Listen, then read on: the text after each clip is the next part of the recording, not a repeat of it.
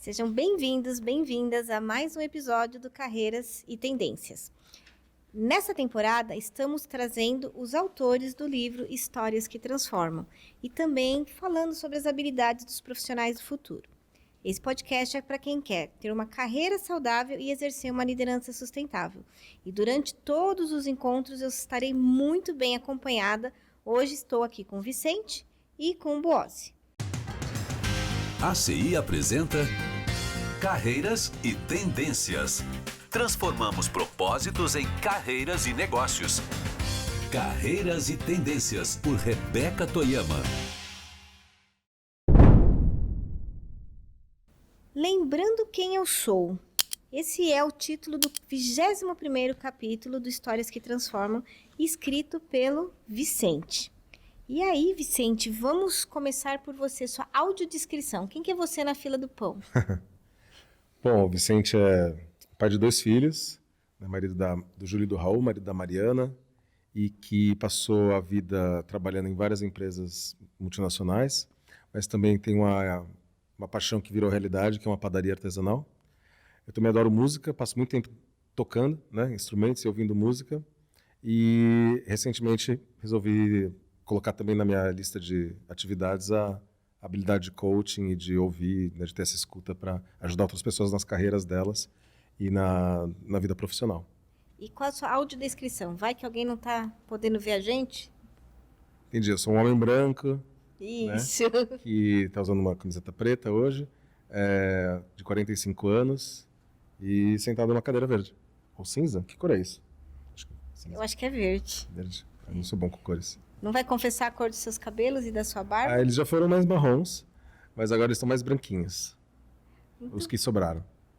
Bom, e aqui temos Boazzi, também aqui representando a comunidade da Academia CI. Tudo bem? Sua audiodescrição, senhor Boazzi. Sou pele clara, cabelos brancos, grisalhos ou brancos? Brancos. É seu, você chama do que você quiser. Cavanhaque branco.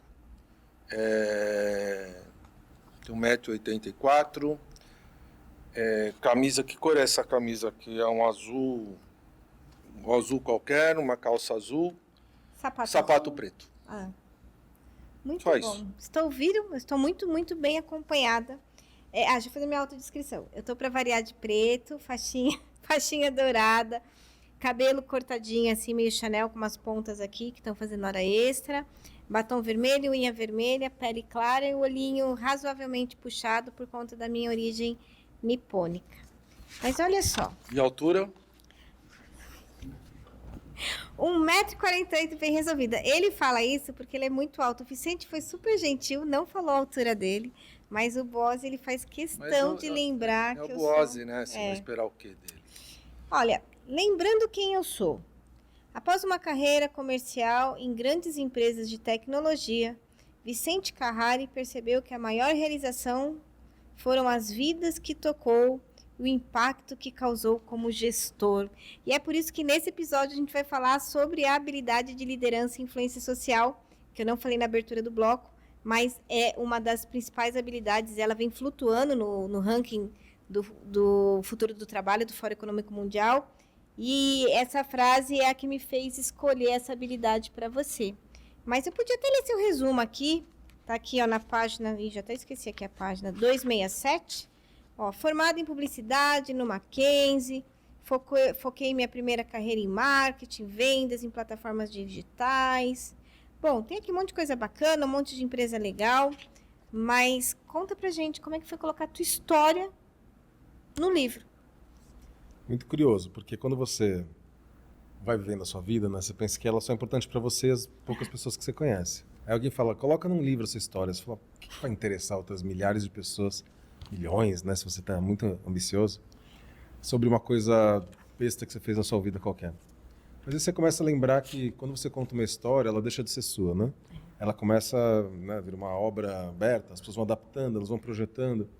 E quando comecei a pensar sobre contar a minha singela história de repensar minha carreira e de encarar um desafio totalmente diferente aos 45 anos, eu achei que podia servir como um ponto de apoio para alguém que também está pensando a mesma coisa, ou alguém que se sente um impostor, ou que não tem capacidade, ou que não sabe se vai conseguir encarar um novo desafio, seja lá qual a idade. Então foi muito legal poder escrever, mas também uma atividade muito sentimental, né? Porque você vai escrevendo, aí as palavras vão querendo aparecer na página e você vai ajustando elas, aí você vai relembrando aquele momento. Então foi muito legal. Imagino que escrever um livro inteiro deve ser muito difícil. Porque o capítulo lá foi bastante poderoso, foi bem legal. Não, mas aí vai ser legal, né, em enésima potência. Né? Se foi legal um capítulo só, imagine um livro inteiro, né? Verdade, mal posso esperar. Me aguarde. Você leu o capítulo dele? Eu já conheço a história dele bastante, né? Então é algo que eu estava de novo agora folheando o livro, porque eu sempre procuro algumas coisas que eu vi e nós que escrevemos, tem tanta coisa que a gente não colocou no livro, porque tinha que tirar e fazendo um resumo de algo que é uma história que para nós tudo foi importante nessa história. Ele falou uma coisa muito importante, que é tentar buscar aquilo que pode ajudar e interessar os outros. Então, a gente percebe que ele fez isso, ele buscou algumas coisas mais impactantes que não seria uma coisa particular dele, coisas que os outros podem estar vivenciando, porque a história que ele fala do pai dele é uma coisa muito particular, porque o pai dele, numa época lá, ele fazia as planilhas do Excel para o pai dele e tal. E isso não é uma coisa assim que hoje é uma realidade, mas o resto da história dele, inclusive o empreendedorismo, que é a padaria, que até hoje eu não vi um pãozinho aqui nesse local, eu pensei que hoje ele ia trazer pãozinho, não traz. Eu também. Eu só não quero lá a bengala do cara, como chama? Do Ramiro, sim. Do Ramiro, a bengala, você falou que ia trazer, deixa quieto. Mas um pãozinhos lá, tem um, como chama, que você faz, que é sensacional. Croissant, o supreme. Então, e ele só fala, pessoal, e isso que é bacana, porque ele fala com carinho, com paixão, porque aquilo que ele tem de melhor, eu acho que na vida dele, é essa coisa que ele tinha esse desejo, e por isso que ele tem essa paixão, e onde ele pode, ele sempre fala um pouquinho dessa padaria. Gostando que na fala do Vicente, ele explicou muito o que é legado. Que a gente fala, né? Legados genéricos. Um livro, um filho, uma árvore. Porque vai ficar para a geração futura. E é isso. Enquanto está aqui dentro, a história é minha. A hora que eu ponho para fora, aí ela pode impactar muitas pessoas. Tanto que você viu.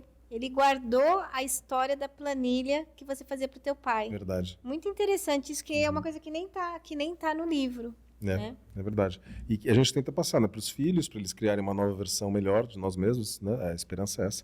Um livro que vai ajudar outros a entenderem o mundo da forma que você entende. E a árvore a gente está precisando cada vez mais, né? Então, melhor plantar mais mesmo do que uma. Isso. E a proposta, eu falo que árvore, livro e filho, ele é um legado genérico. E aí a gente provoca muito dentro da Academia CI a questão de um legado mais personalizado, mais autêntico, genuíno. E aí o Boas também lembrou a tua padaria, né? Você fala assim, tá, o profissional tá lá numa das principais empresas, numa das tais Big Techs, né? Uma dos primeiros registros da Big Tech, aqui já dando os spoilers aqui, e de repente você resolve colocar sua paixão num plano de negócios que deriva na El Panadeiro. Exatamente. E aí, olha só, da tua fala a gente trouxe a lição do legado, e da tua fala a gente também traz a questão do propósito, que o propósito ele vai acontecer a hora que eu faço algo pelo outro, né? E nada mais simbólico do que fazer pão, aí naquela fermentação lá que você faz, toda diferente. Eu já fui várias vezes, na verdade, sempre que eu estou na região, eu marco reunião lá na Você é esperta, né? E nessas horas você não me chama, você só me chama reunião lá onde você mora, que é longe para burro, né? Mas tudo bem. Mas tá carente hoje. E uma coisa que eu acho assim que é importante é que ele sempre busca exatamente essas coisas no livro dele, coisas que se relacionam às pessoas. E para ele trabalhar numa empresa como ele trabalha, que é umas empresas de ponta, ele não se vangloria disso. Tem muito cara que só falaria nisso. Ele não. Ele trabalho lá, legal, é um trabalho. Então, é isso que é bacana, sabe? São coisas que a gente percebe e vai conhecendo a pessoa pelas atitudes, e não pelo que ele acha que é, e sim pelo que ele é. Isso que é bacana. E é pelo que ele é. Tem uma passagem, ele estava mentorando um dos colaboradores da CI, E aí acontecem, demissões acontecem, e ele me conquistou mais uma vez, quando comuniquei, falei, olha, a pessoa que você está mentorando, orientando, né, depois de inúmeras, né, conversas, a gente vai optar por um desligamento. E ele vira e fala assim, mas me coloca à disposição para acompanhá-la mesmo depois do desligamento. É uma atitude nobre. Então, assim, eu falei assim, putz, é por isso que eu gosto do Vicente perto da gente, né? Mas, Vicente, a gente aqui, né, jogando confete para você, as pessoas estão olhando lá e falando assim, nossa, o cara é incrível, nasceu pronto. Vou falar as coisas erradas que eu fiz agora. Isso. Não, eu não quero as erradas, não. Vamos deixar para o livro. No livro ele conta. Mas, ó, qual foi o maior desafio que você superou desde que você saiu da barriga da tua mãe? Caramba.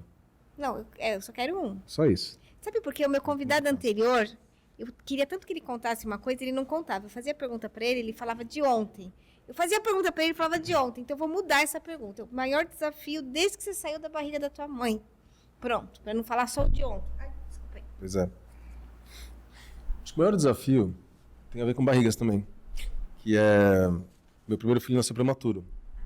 Né? E a história deu tudo certo. Ela começa assim trágica, mas não aconteceu nada demais. Deu tudo certo. Mas naquele momento eu tive acho que uma realização concreta de que você tem muito pouco controle das coisas mais importantes que acontecem na sua vida, né? Assim, a gente imagina que vai reter para sempre a pessoa amada, que vai ter os filhos de um jeito que vão acontecer exatamente como você planeja, ou que sua carreira já está toda na planilha, né? A gente tem várias dessas ilusões de controle, e acho que isso foi uma coisa que eu pensei muito, num projeto tão importante, talvez, dependendo de quem você é, no projeto mais importante da sua vida, né? O seu legado, né? Genético. E teve esse imprevisto, né, que parecia muito sério na época, e realmente deve ter sido, eu não sei o suficiente de medicina para saber, e o médico sabiamente não me contou tudo, né, porque ele falou que de todos os livros da parede dele, todos eram sobre problemas, e nenhum era sobre coisas que dão certo na ginecologia, na obstetrícia. E que se ele soubesse tudo que eu sei, se eu soubesse tudo que ele sabe, eu não ia ter nunca filhos. Então ele falou, melhor você não saber muitos detalhes, mas o que importa é que deu tudo certo. Então eu acho que isso foi um desafio porque eu precisei, né, entender como eu ajudava a minha esposa, como eu ajudava aquele bebê que não tinha nascido ainda, como eu segurava a onda de um monte de parentes querendo saber um monte de detalhes, como eu segurava a minha própria onda, né, e também relaxava um pouco para falar, cara, não tem nada que eu possa fazer para realmente mudar o curso disso. Então acho que foi uma lição sobre, como diz a Elsie do Frozen, let it go, né, e deixar as coisas rolarem, né, e claro, você faz o que você pode, mas às vezes você não pode fazer muita coisa.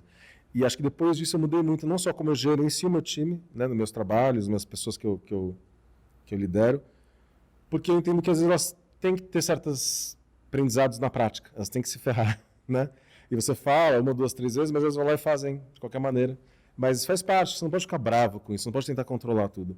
E muitas vezes coisas dão errado, mesmo que você não queira, né? Ou que você faça tudo para evitar. Afinal, a lei de Murphy original irlandesa diz que tudo que pode dar errado vai dar errado, tudo que não pode dar errado também vai dar errado, né? Então, tudo certo.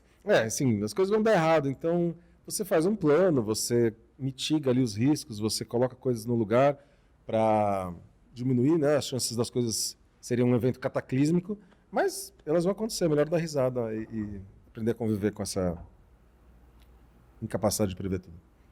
Ou essa incapacidade de controlar tudo, prever tudo, né? Uhum. Bom, vamos caminhando para o segundo bloco, mas a gente sempre fica curioso, e aqui são só spoilers, não dá para contar o livro todo, o capítulo todo. Então a gente eu vou deixar na descrição desse episódio 2 coisas. A página da comunidade da CI, na qual Vicente e Buozzi atuam como mentores e palestrantes, e vou também deixar o link da Amazon, onde está aí sendo distribuído o nosso livro. Mas ele também está nas principais livrarias, enfim. Mas fica com a gente que no segundo bloco a gente vai falar sobre influência e liderança, né? Pelo olhar do Vicente, que exerce isso com sim, muito primor. E o Buozzi também, que tem aí anos de liderança. Então, estou muito bem acompanhada para falar sobre essa habilidade. Então, aguardo vocês no próximo bloco. Você está ouvindo Carreiras e Tendências. Olá, chegamos ao bloco 2, liderança e influência social.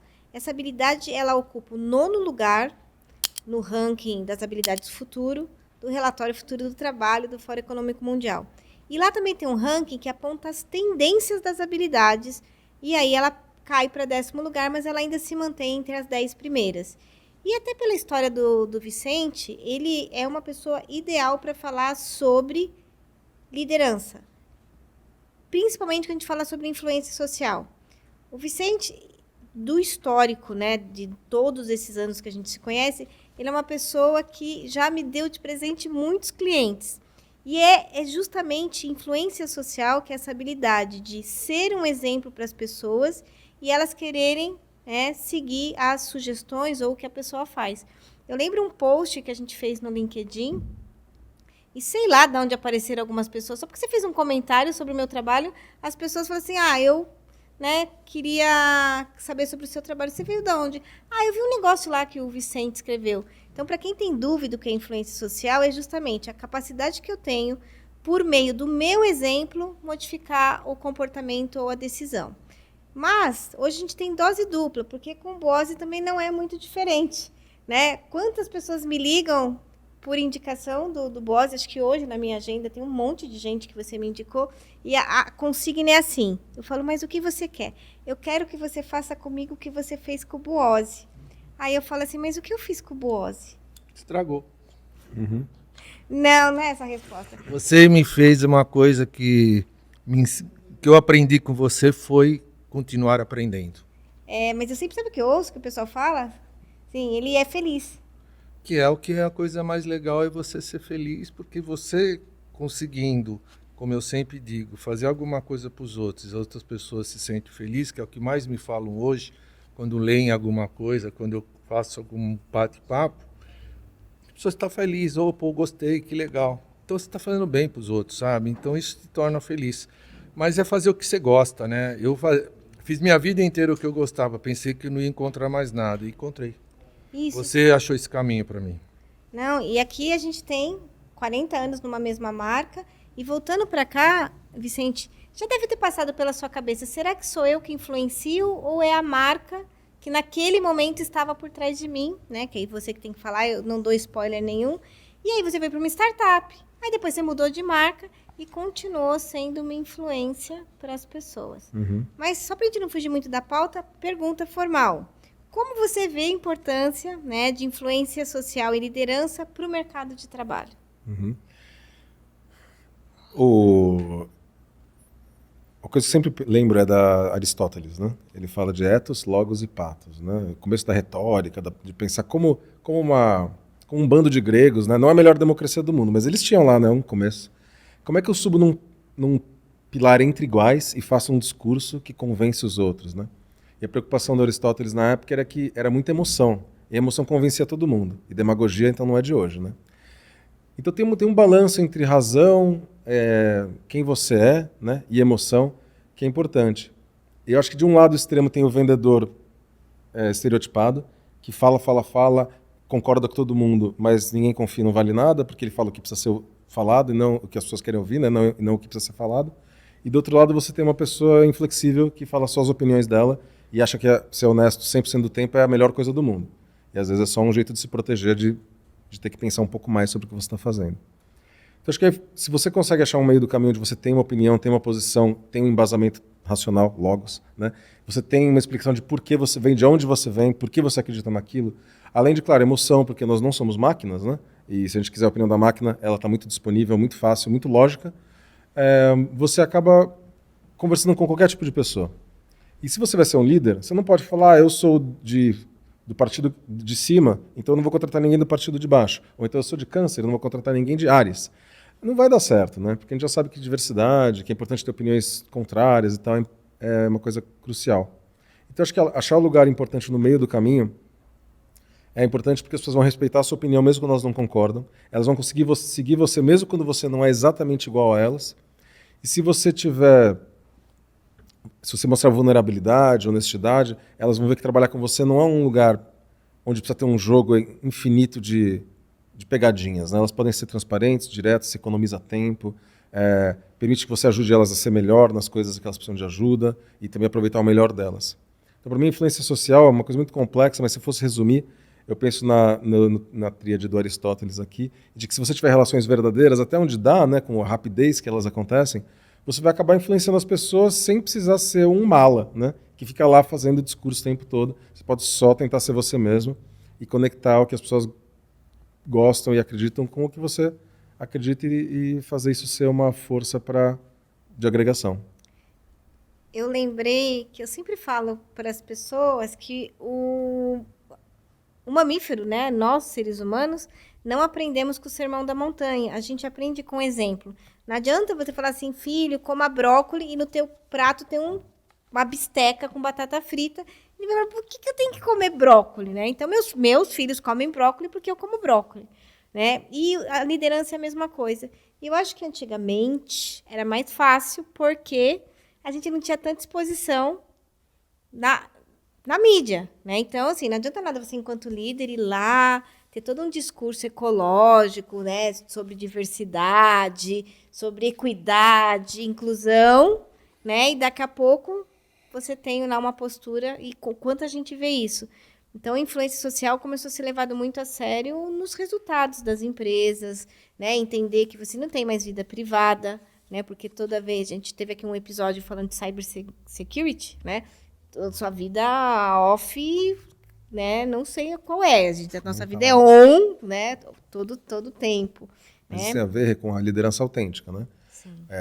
Como marqueteiros, né, Boas? A gente sabe que dá para falar mais bem do que o produto realmente é, às vezes, né? Dá para falar, mas quanto tempo dura, né? Essa propaganda, uma hora as pessoas vão experimentando e o negócio vai embicando para baixo. Né?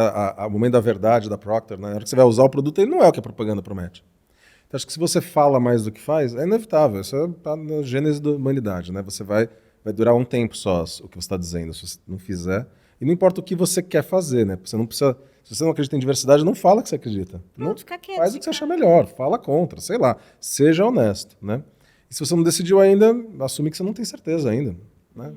Abre uma discussão.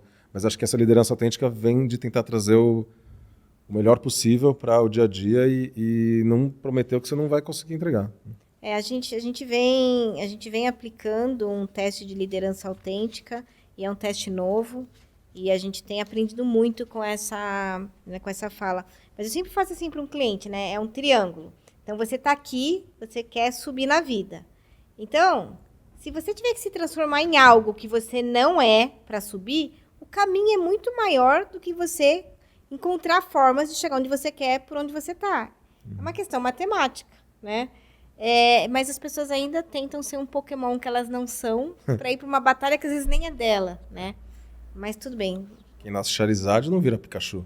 Exatamente. Se Pra você vocês, não né? tem filho, dançou. Se você não tem filho, não vai entender nada dos Pokémon.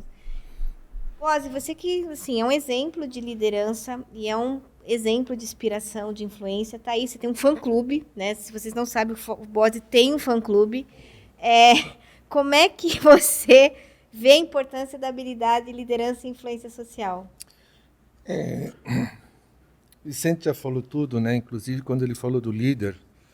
Se o líder, muitos líderes chegam a um posto de liderança sem as condições ideais para ser líder. Não só a condição de gestão, mas a condição também profissional. E o cara, ele fica inseguro, sabe? A insegurança, ele pode ficar lá um tempo, mas ele não dura, porque ele está lá como um tipo assim, brigando o tempo todo para mostrar o que ele é, algo que ele não se preparou para ser. Então, um líder verdadeiro, e a coisa que eu mais fazia, o que eu acho que eu de melhor fazia, ele precisa primeiro ter um time bem montado, para ele ser um elo de ligação desse time, e a coisa que você acabou de falar, Rebeca, e você sabe que eu falava muito isso. Eu não conhecia meu time profissionalmente, eu conhecia meu time, a parte humana, a parte social, família. Eu tinha um time que eles ficaram comigo há muitos anos. Então, a gente tinha uma vivência que, às vezes, o estado de espírito da pessoa era algo que incomodava alguém. Nossa, aquela pessoa está desse jeito, mas eu entendia, às vezes, um pouco ela, porque eu conhecia. Então, não é só você saber, essa é uma boa planejadora, essa é uma boa pessoa para fazer a apresentação, essa é uma estratégica. Não, tem algumas coisas que a parte emocional dela, que ela traz de casa, e ela, às vezes, não consegue desvincular, e isso começa a criar um mal-estar para ela no ambiente de trabalho. Cabe ao líder o quê? Trabalhar muito isso, porque a pessoa ela pode ser ótima no trabalho, mas se ela não estiver bem, não se sentir segurança que o líder vai estar sustentando ela em algumas ocasiões, ela se perde.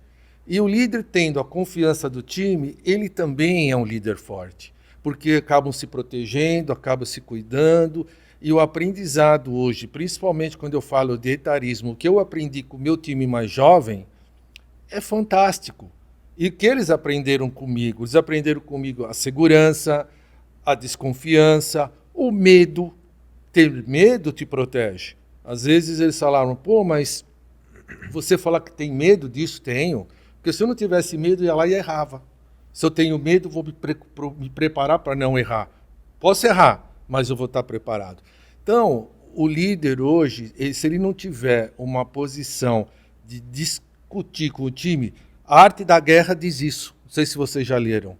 O que ele falava? Vai conversar com o soldado, o cara que está lá em campo, tá? Ele que sabe o que está acontecendo, não sou eu que estou aqui sentado.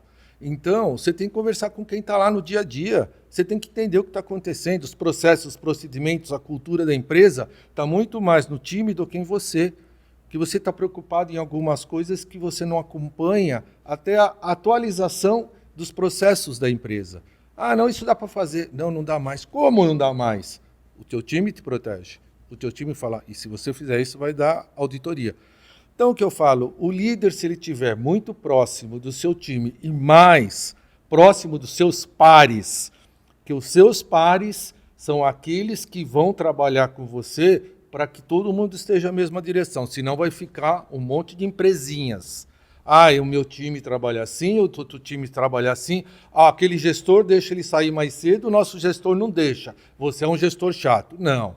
Trabalhem juntos, porque quando uma coisa dessa tiver que acontecer, está todo mundo equalizado, todo mundo tem a mesma filosofia. Ninguém é melhor que ninguém, ninguém é mais bonzinho que ninguém, ninguém é ruim que o outro.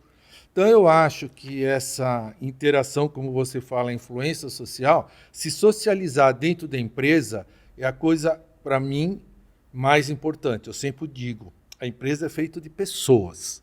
Se você não se der bem com as pessoas, as portas não se abrem, os processos se dificultam. Eu sempre falo, para de mandar e-mail para uma pessoa que você mal conhece dentro da própria empresa e fala, preciso que você me libera isso. Olha, você não liberou isso. Vai lá e senta com a pessoa uma vez. Olha nos olhos dela. Conheça essa pessoa. O que acontece? A próxima vez que você for falar com ela, você já tem uma intimidade. Já falou de futebol, de filho, de dia a dia. E aí, como é que tá o palmeirense tal? Pô, libera aquilo para mim. Ô, já estou liberando. Sabe, essa coisa de se socializar dentro da empresa é o que faz você ser melhor. Muito bom. Você me lembrou os P's. A gente fala numa construção de liderança, um líder ele tem que ter, né, um olhar em produto, em processo, people, né, pessoas, senão não vem o profit, o resultado. Então, essa liderança tem que equilibrar muitos pratinhos. E aí, acho que até pelo esse equilíbrio de pratinhos, antes de fazer a última pergunta para o Vicente, vou deixar aqui o convite para quem quiser fazer parte da comunidade Carreira Saudável, que lá a gente tem essas discussões sobre como é que a gente organiza esses P's, essa influência social, esse mundo todo, essas habilidades do futuro. Então, também vou deixar aqui na descrição o convite para você ficar lá com a gente mais vezes além do episódio. Pergunta de fechamento deste bloco. Quem ler o seu capítulo, está aqui capítulo 21, porque vou contar uma coisa. O nome dele é Luiz Vicente, mas ele só se chama de Vicente. E o livro está em ordem alfabética. Aí ele ficou como o último capítulo. Quem lê aqui, lembrando quem eu sou, vai levar o que de aprendizado, Vicente?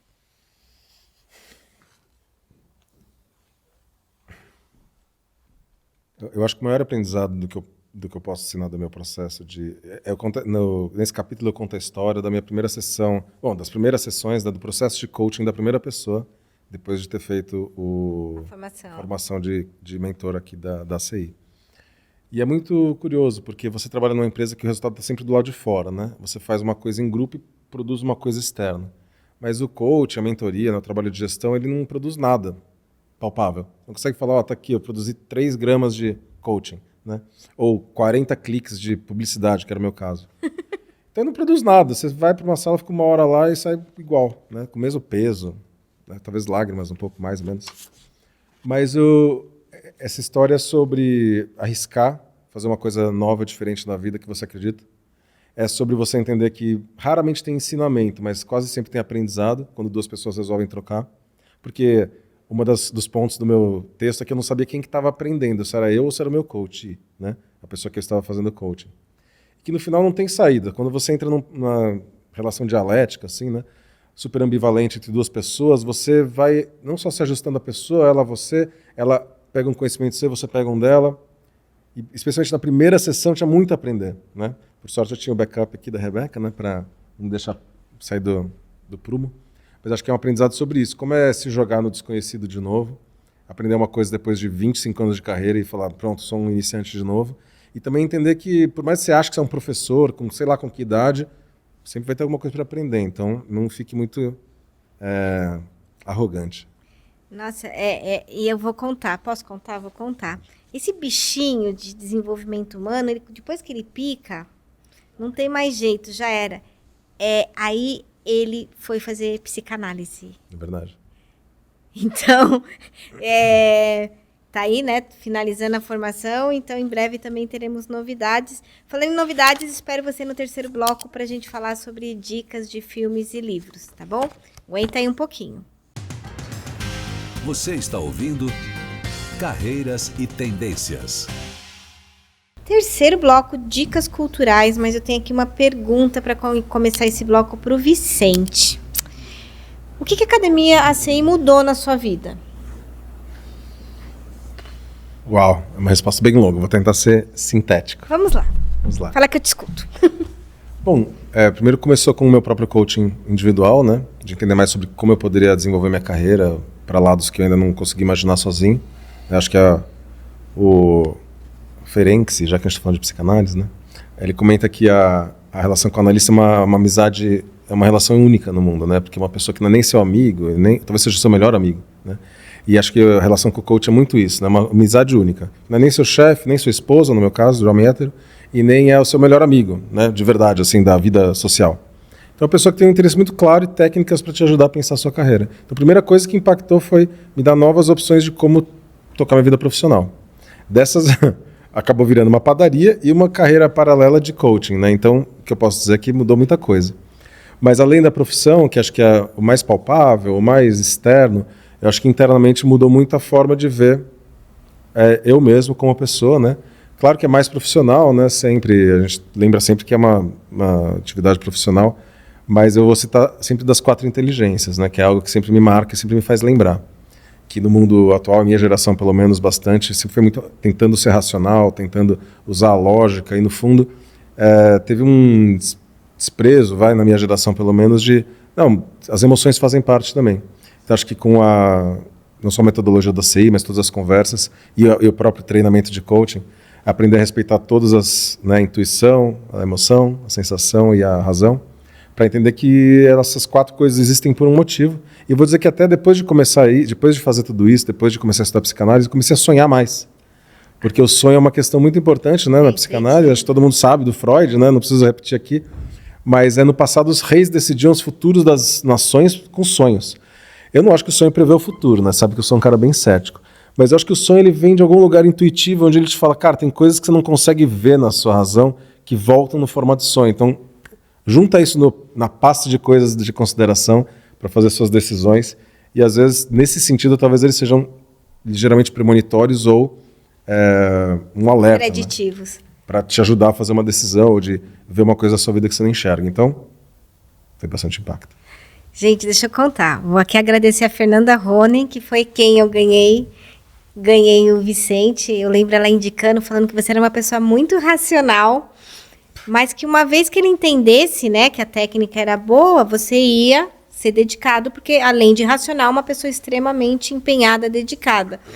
Aí eu lembro das nossas primeiras conversas, né? E desenha, e respira, né? Aí você veio com esse tal de patos, etos. Eu falei, ixi, Maria, o cara é realmente cabeção. Vamos lá, vamos falar de patos, vamos falar de etos, vamos embora, né? E é muito bom ter clientes assim, né?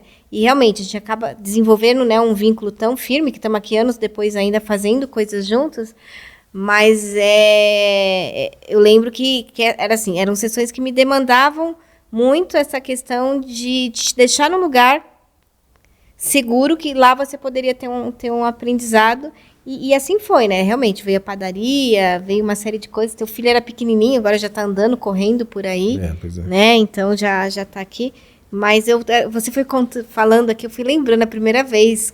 Eu fiz reunião com você lá no Google, né? Fui lá, foi uma reunião séria, fui vestida de gente séria. Foi. A gente falou do Platão, eu lembro bastante. Exatamente. Falei, O motivo a gente caiu nessa. Exatamente. Cá estamos anos depois, ainda falando deles, né? Mas Dos tudo amigos bem. dele. Dos amigos dele, da trupe dele. E, Boazzi, esse é o bloco que a gente dá dicas de filmes e livros. Vamos começar com livros? Qual é a Eu sua acho dica que o de livro hoje? tem que falar que eu acabei de falar, A Arte da Guerra. Eu acho que esse livro tem tudo a ver com o que a gente está falando, porque é um livro que ele fala de estratégia, fala de liderança, fala de interação entre... Aqui é um livro, não é uma clássico, história. Né?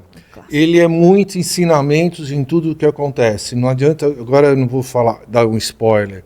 Não, porque ele não tem um fim assim, né? Porque as coisas acontecem durante aquilo que até se fala, né?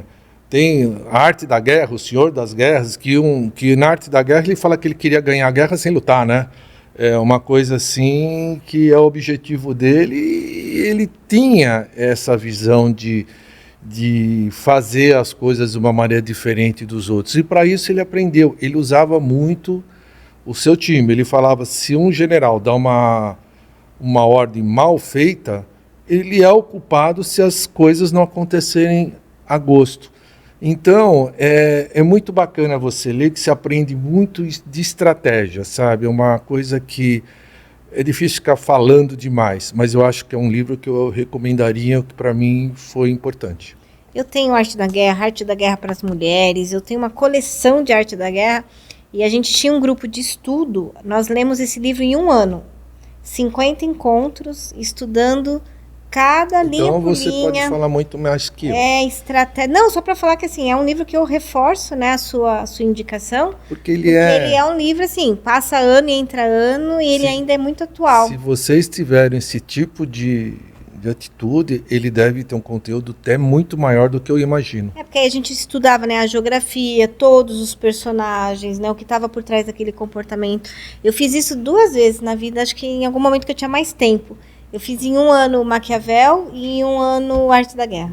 Um grupo assim de pessoas discutindo estratégias em cima dos livros. Me dá até saudade do Arte da Guerra. Oi, e você? O que você tem aí? Esse daqui lê um livro por semana, esse aqui come livro, ele não lê, ele come livro. Então vamos lá. Autofagia, bibliofagia. Eu pensei muito, e um problema de falar sobre liderança nos livros é quase sempre o exemplo é bélico ou masculino. E hoje a gente tem alguns livros óbvios que eu prefiro não voltar neles, mas que fica como recomendação. Brené Brown, vários dos pensadores, especialmente pensadoras novas. Acho que recentemente eu li um que tem a ver com liderança, apesar de não ter nada a ver com liderança, que é o livro do Amor, da Bell Hooks, que eu não lembro o nome, depois você acha e bota na descrição. Porque se você não ama o seu trabalho, não ama o seu time, não ama o seu cliente, nada vai dar certo. Né? E o amor da Bell Hooks não é o amor tipo, do tesão e nem o amor do pai e do filho, que deveria ser óbvio e, né, dado. Ela fala muito sobre a essencialidade do que é o amor, né? Então eu recomendo muito esse. Mas para ficar na liderança, eu sugiro 2 coisas bem específicas. Uma é pesquisar sobre o Aristóteles. Não tem um livro específico, eu não sei. Eu sempre pesquisei na Wikipédia, em livros sobre retórica. Mas é muito importante não só esse conceito do ethos, logos e patos, mas de frônesis e arete, que é fazer com uma certa graça e fazer com um certo conhecimento técnico. Então também não dá para você ser um gestor que não faz a mínima ideia de como o seu time trabalha. Vai dizer, você tem que saber fazer o que o seu time faz, né? Bem enferrujado às vezes, mas tem que saber. Mas a recomendação que eu ia dar era um livro de guerra mesmo. Já que eu sou homem, e já que eu acho que a guerra é um lugar onde você precisa saber liderar, né? Porque afinal de contas a sua vida está em jogo, literalmente. E tem uma pessoa que é personagem histórico favorito, que é o Aníbal Barca. Ele foi o filho de um general fenício, né? Ou cartaginense na época. Esse é um livro que eu mais li na vida. Esse é o Eu, Aníbal, que é uma biografia de um autor espanhol, se não me engano. E o Aníbal foi um personagem interessante, porque em 200 a.C., mais ou menos, né? Ele resolveu atacar os italianos, não, na época os romanos ali. Então ele foi pela Espanha, né, onde era Nova Cartago, pegou um monte de elefantes, 5 ou 6 tribos que falavam línguas diferentes, além de uns cartaginenses, resolveu invadir a Itália passando por cima dos Alpes congelados com elefantes. Então assim, qualquer pessoa acharia isso uma ideia péssima e todo mundo achou menos ele. Ele foi lá, passou, perdeu metade do exército na passagem, porque não era fácil. E chegou lá, ficou 20 anos na Itália combatendo os italianos e romanos sem perder nenhuma batalha. E aí ele foi embora porque ele não tinha mais suprimentos e ninguém mais na Cartago apoiava ele. Então ele foi e conseguiu fazer essa peripécia inacreditável. Mas o que eu acho que tem para aprender ali, né? O Aníbal não foi um herói, um líder como era na época, um déspota. Ele tinha todas essas tribos diferentes, de crenças diferentes, deuses diferentes e motivos diferentes de estar lá, entre mercenários, escravos e patrícios dele, que ele tinha que aprender a língua de todos, fazer todos trabalharem por um bem comum. Né? Não vou dizer que é o melhor exemplo humanitário, tá? Porque era uma guerra, tá? Então cuidado com essa recomendação. Mas ele conseguia fazer todo mundo trabalhar em prol de uma mesma coisa. E os romanos, com forças 2, 3 vezes maiores, perderam todas as batalhas. E para mim a parte mais importante do livro é quando ele está olhando o exército romano embaixo, assim, na Batalha de Cana, se não me engano, que é a grande batalha do Aníbal, e um dos grandes generais dele fala: Aníbal, ferrou, olha isso, a gente tem a mínima chance. Ele falou: Giscão é o nome do general, a gente tem uma coisa que eles não têm, e por causa dessa coisa a gente vai vencer. A Giscão fala: o que é, Aníbal? É os elefantes? Não. É os fundibulários? Não. Os cavaleiros númidas? Não. O que é então, Aníbal? A gente tem o Giscão. Então eu acho isso uma lição muito curiosa de 2.500 anos atrás, quase, de alguém que falou: cara, você é o que vai fazer a diferença. Né? E acho que isso nos nossos times a gente tem que perceber também. Não é a marca só, ou o produto vendido, ou eu, o chefe. É você. Você vai ter que fazer alguma coisa, né? Então joga de volta pro seu time. Cara, olha só, falando de influência social, você falou das 4 inteligências que a gente trabalha na CI. Eu tenho estudado muito inteligência conativa. Por conta da inteligência artificial, pois essa é a única inteligência que não é aprendida. O que o Aníbal fez é inteligência conativa. É ajudar o outro. Exatamente. Nossa, eu queria gravar só um episódio de inteligência conativa, mas não está entre as habilidades. Eu vou achar um jeito da gente falar disso. Vai lá, procura esse porque livro. É isso. Não, então, estude, é bem bacana. É a única que a gente não consegue autodesenvolver. A gente precisa de um Aníbal fazer o que ele fez com o general dele. Giscão. Nossa, gente, olha só, deu um nó no meu cérebro. É um nome que tem que voltar, Giscão, né, gente? Ó, faça mais um filho, faça mais um filho. Chamasse Aníbal, mas a Maria não deixou. Ai, que moça juizada. Bose, vamos lá para nosso filme. Olha, eu sei que ele é um filme que eu achei muito interessante, porque atrás dele tem a persistência, tem a coragem e tem a, como pode dizer assim, você abrir mão de algo que está certo para você para ir atrás daquilo que pode ser a sua falência. Eu não sei o nome completo do filme agora, não vemos, você pode me ajudar, que é o filme do Hair, da Nike. Você sabe desse filme que quando eles contrataram, você assistiu? Sei quem já assistiu, quando eles pegaram o Michael Jordan para ser o cara de um tênis que chamou Hair. E essa batalha da Nike, a Nike estava se perdendo, ela estava... Aquela área que esse cara precisava, que era o tênis, fazer algo muito significativo. E ele tinha uma verba para isso. E essa verba dava para contratar 3 atletas. E o Michael Jordan, ele era novo. Ele jogava no Chicago Bulls, ele era novo. E não era assim, era uma promessa, mas podia ser um tiro errado. E para fazer o que ele fez, ele tinha que conquistar a mãe do Michael Jordan, porque o Michael Jordan estava muito propenso a ser Adidas, inclusive pagando mais. E o que ele fez? Ele pediu para o design dele fazer um tênis que tinha uma silhueta do Michael Jordan fazendo aquela jogada que ele faz, que era muito simbólica dele, de quase enterrando. E ele fez uma coisa também que foi muito agressiva, que a NBA, como chama o jogo lá do basquete dos Estados Unidos, NBA, né? Eles têm uma exigência que o tênis tem que ser branco, não sei quantos % do tênis. E ele fez o tênis com um percentual de vermelho acima do permitido. Eles tinham que pagar $5.000 por partida se o Michael Jordan fosse jogar com esse tênis. Em suma, eles conseguiram convencer a mãe dele, conseguiram fazer o contrato com o Michael Jordan. O tênis foi o tênis mais vendido de todos os tempos. Até hoje é um tênis símbolo. E, por incrível que pareça, o Michael Jordan só aparece em cenas de jogos. Ele não aparece uma vez no filme, nem na hora de assinar contrato. Ele está sempre de costa ou alguma outra pessoa. É muito gozado que a gente fica querendo ver a cara dele, mas não vê, porque ele era mais novo, né? Então eu acho que é um filme que mostra a persistência, a coragem e aquele negócio, né? Eu posso pegar 3, não, mas eu vou pegar um bom. De vez pegar 3, mais ou menos, vou pegar um que eu acredito, mas a coragem, eu digo, se aquele um que você pegou deu errado, tudo deu errado. Então tem hora que você precisa agredir para fazer a diferença. Senão você vai ficar na mesmice, né? Você vai ficar fazendo mais um, e você não vai sair à frente de ninguém. Então esse filme eu recomendo, que ele é muito legal. Líderes, né, se arriscam, e o Michael Jordan é um exemplo de influência social. Gostei. E você? O que você trouxe hoje? Você já sabe qual filme eu vou falar. É? É um exemplo negativo de liderança. Qual? Tar. Ixi, esse deu pano pra manga. Nosso filme, Rebeca. Olha só, ele assistiu. Aí eu super feliz, levei sogra, marido, a galera pra assistir o filme no Rio de Janeiro, lá no Shopping da Gávea. Só tinha nós 3 e mais 4 velhinhas no cinema. Eu já comecei a achar estranho. E aí, quando terminou o filme, eu só olhei assim pro lado, né? E, enfim, fala do filme, que eles vão entender. Que filme é? Tar. T-A-R. Tar. Com a Cate Blanchett. Ganhou ou concorreu para algum Oscar. Não sou muito atualizado com esses prêmios, mas é a história de uma maestrina, ela muito famosa, no auge da carreira dela. Então ela é uma líder, né? E orquestra, que esquece, uma coisa mais difícil do que liderar 100 e tantos músicos, né? Com ego lá em cima. Então tem um jogo de ego, de política, de técnica, né? Você tem que ser perfeito, né? No conhecimento, na técnica de regência e tudo mais. E ela tem toda essa complexidade que ela lida muito bem. Ela é tecnicamente perfeita, né? Só que ela tem um problema de caráter, né? Ela não é essa líder que as pessoas imaginam. Ela não é uma líder inspiradora, influência autêntica. Isso, ela não joga pelas regras, ela não digamos que ela não é moralmente tão correta. Eu não quero estragar o filme também, né, Rebeca?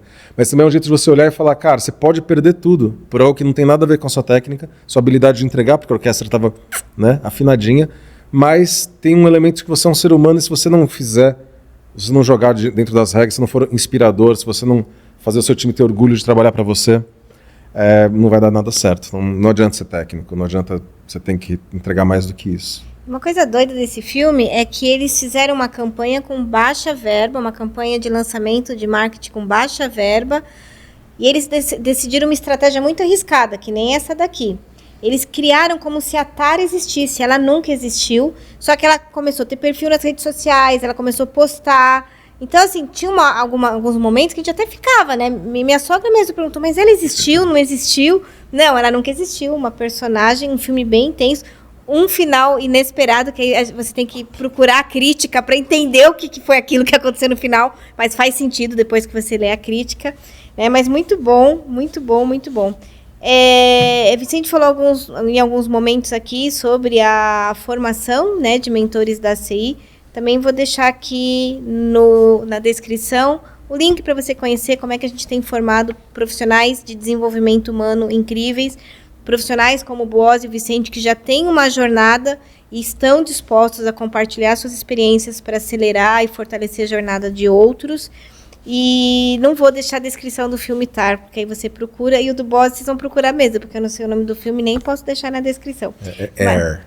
Air? Mas tem um subtítulo em português. Uma história de um empresa, sonho. não sei o quê, uma história. Histórias por trás de um lobo. Boa. Obrigado. Muito bom. Equipe técnica serve Aí, para ó, isso. ligada. Eu vou postar Pensa que depois. eles ficam dormindo, nossos Gostei. técnicos lá, eles ficam prestando Só atenção. de vez em quando, maldade. Bom, agora aquele meu desafio de pedir o ensinamento, o aprendizado, a mensagem final em uma frase. Vamos ver se hoje eu vou ser bem sucedida. Vamos lá. Pede uma frase para mim. Uma frase que sintetize nosso episódio de hoje. Eu acho que... Você sabe que eu não consigo falar uma frase, mas eu falo Eu uma não coisa desisto. que eu vejo todos os nossos colegas que sentaram aqui, quanto preparo essas pessoas têm. Eu falo para a turma quando a gente conversa, né? A gente não teve essa preparação que os jovens têm hoje. Mas os jovens têm hoje uma coisa muito mais que a gente nunca ouviu falar, que era uma mentoria. Isso é tão importante na vida da gente quando a gente está começando, para nós termos, que nem o trabalho que nós estamos fazendo com as crianças no Lar Sírio. Você conversa e você começa a falar, caramba, como eu posso ajudar essa criança? Ele tem tanta vontade, tanta coisa, mas eu fui por tantos caminhos errados. E o Vicente fala de propósito, ele descobriu o propósito dele e não foi lá atrás. Duvido que quando você era pequeno fazia planilha para o teu pai, você queria ter uma padaria. Ele descobriu o propósito dele ao longo da vida dele. Então, esse ao longo da vida é o que às vezes a gente, como um mentor, ou alguém como mentor, pode ajudar essas pessoas que estão num período de procura. O que eu quero ser, o que eu quero fazer, o que vai me fazer feliz. E a gente fala, olha, felicidade no trabalho é um prêmio, mas não é sempre que você vai ser feliz. Precisa encontrar. Bom.